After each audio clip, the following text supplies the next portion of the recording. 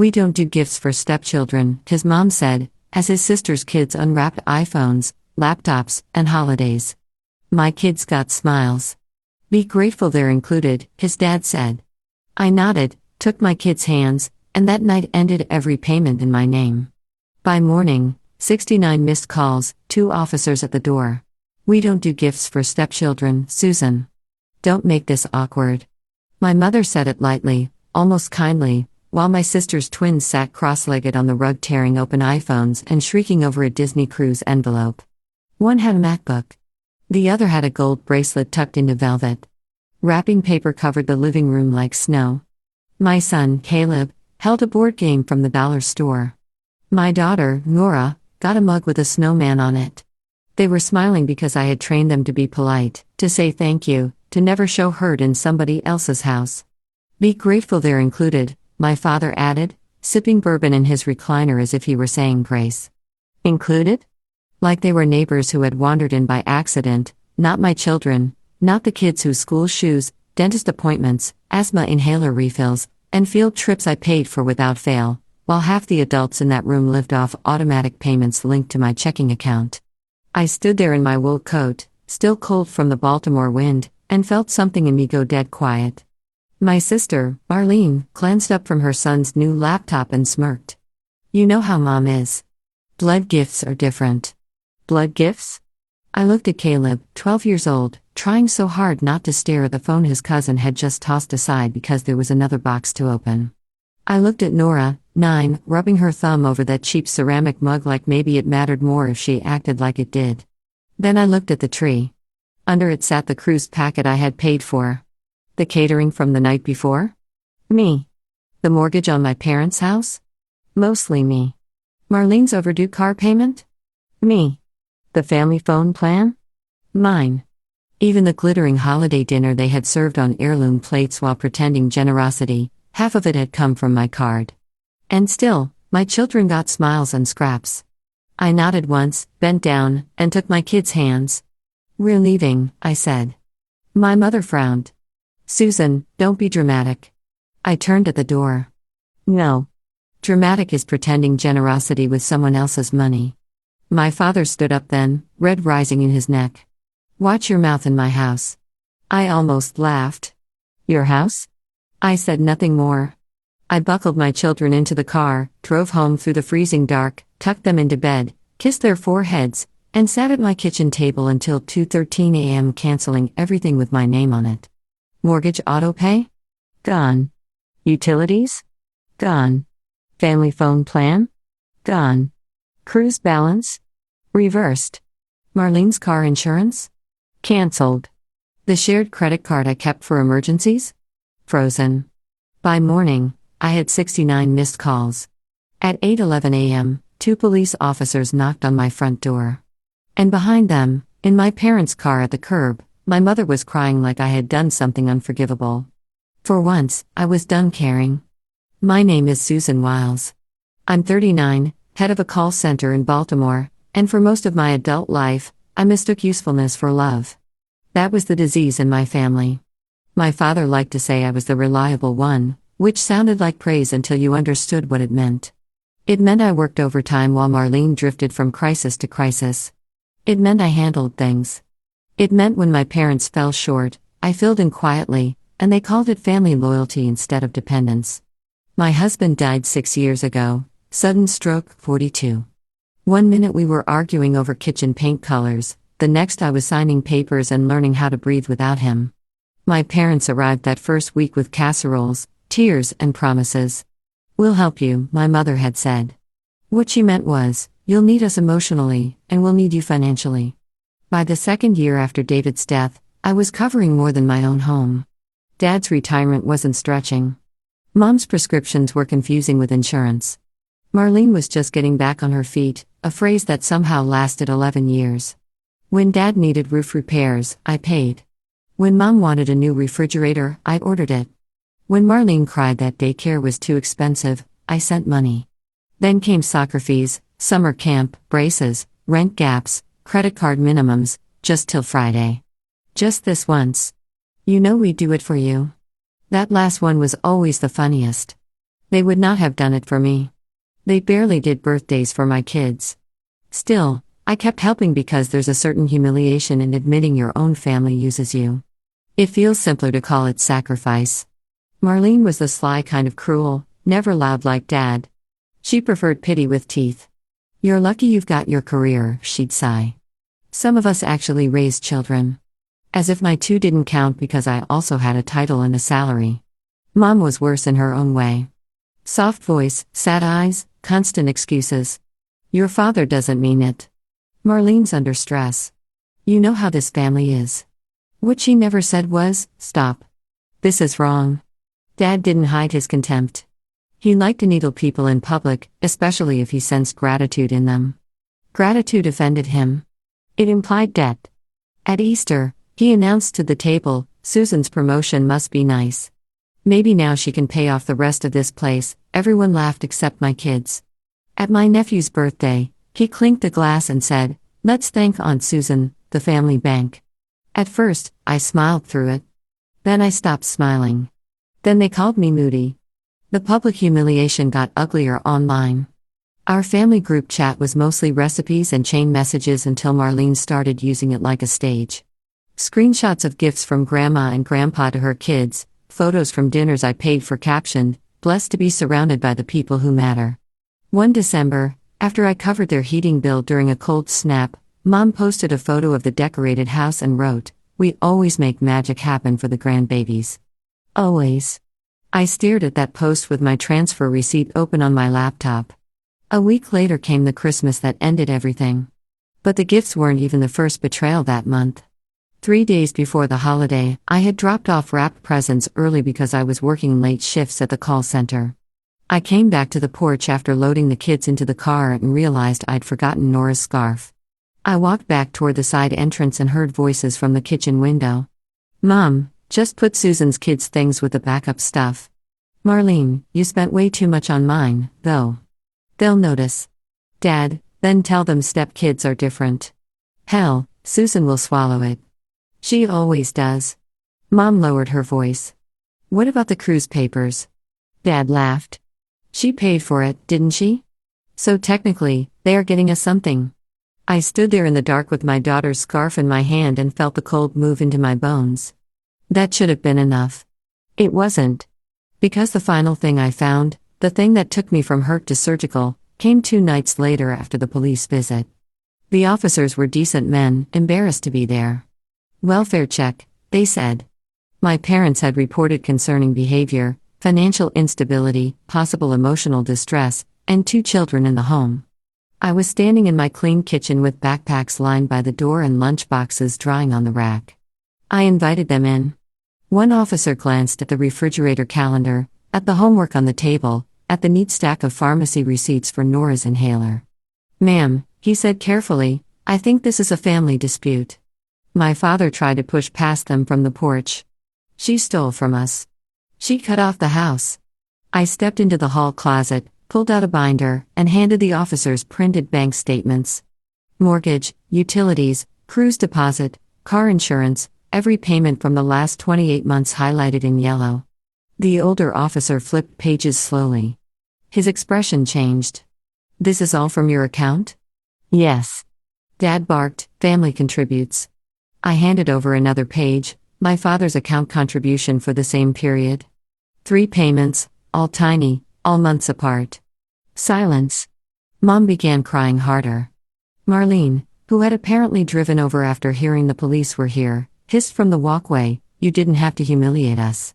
That word, humiliation, as if humiliation only counted when it finally visited the right address. The officers left after advising my parents to stop weaponizing emergency services. Dad called me vicious names in the driveway. Mom begged. Marlene threatened lawyers, though she could barely pay for gas. I thought that was the bottom. Then Caleb came to me that evening holding his tablet with tears in his eyes. Mama, he said, why did Aunt Marlene put that on Facebook? In a post meant for relatives and friends and anyone else greedy for gossip, she had written, some people marry into children and expect the world to pretend they're real grandchildren. Love doesn't work by invoice. There was a photo attached, not of her children, mine, taken at Christmas, smiling politely with their cheap gifts in their laps. My son read every comment. So did my daughter. Be grateful they're included. Not everybody owes stepkids the same. Susan always was pushy. You can't buy blood. I did not cry. I screenshotted everything. Then I went looking for proof, not feelings, proof. Dad was sloppy when angry. Mom was worse when frightened. And Marlene, for all her self-pity, had the digital discipline of a raccoon. She saved everything. I still had access to the old family iCloud album because Dad once made me set it up and never changed the permissions.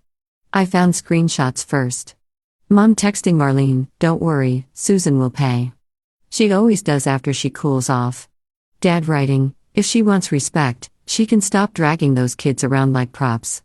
Marlene replying with laughing emojis, and I'll post something about boundaries. People love that. Then I found voice memos. Most were accidental pocket recordings. One was not. It was from Thanksgiving the year before. Dad's voice, "Why buy the boy a bike? He's not even ours." Mom, "Susan will notice." Dad, "Then tell them what we always tell her. Money's tight." Marlene, "Spend it on Ava instead. She's actual family." I sat there in my dining table with headphones on listening to my family say the quiet part clearly. There were more files.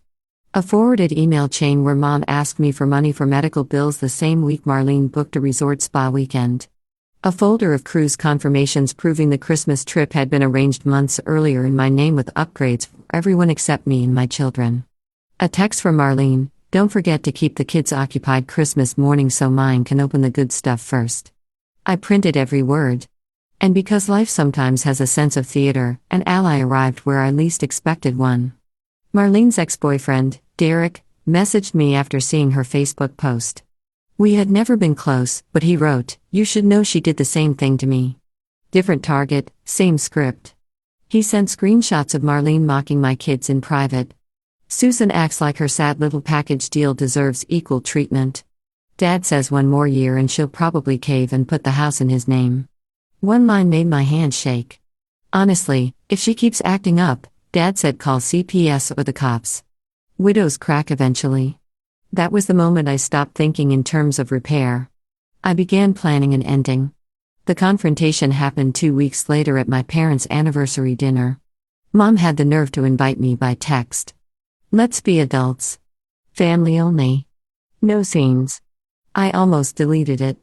Then I thought of Caleb reading those comments, Nora holding that snowman mug like it was treasure because she didn't know yet that adults can measure children and come up cruel. I thought of 69 missed calls, the police at my door, and all the money they had treated like tribute. So I went. I did not bring my children. I wore navy, tied my hair back, and arrived with a leather tote so heavy Dad jokes from the head of the table, "What have you got in there? Invoices?" "Something like that," I said. My parents' dining room was full. Marlene, her 2 kids, 2 aunts, Uncle Ray, my cousin Denise, enough witnesses to matter. Dad liked audiences. I was about to use that. Dinner barely lasted 20 minutes before Dad started. "Nice of you to finally show your face." Mom gave him a warning glance, but she was smiling. She thought control. Marlene swirled wine. "Did you bring the kids or are they still traumatized by ceramic mugs?" A couple people laughed insincerely. I set down my fork. "No," I said, "I brought evidence." The room changed. Dad snorted, "Oh, here we go." I took out the first deck, bank statements. I handed copies down both sides of the table. "For 2 years and 4 months, I paid your mortgage, utilities, phone plan, cruise deposits, car insurance, and emergency expenses," Mom whispered, "Susan." "No, not this time."